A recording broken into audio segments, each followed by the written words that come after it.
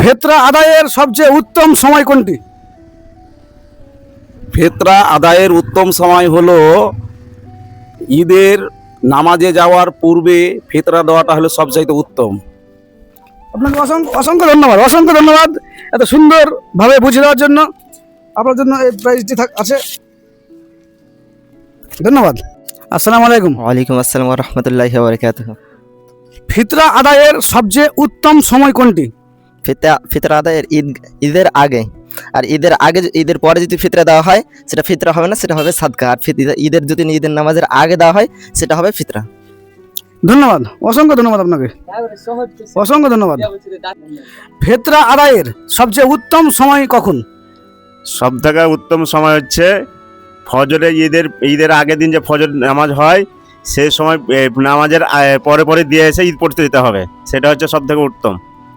আপনাকে অসংখ্য ধন্যবাদ ডিটেলসে ভালোভাবে বুঝিয়ে দেওয়ার জন্য। এই পুরস্কারটা আপনার জন্য।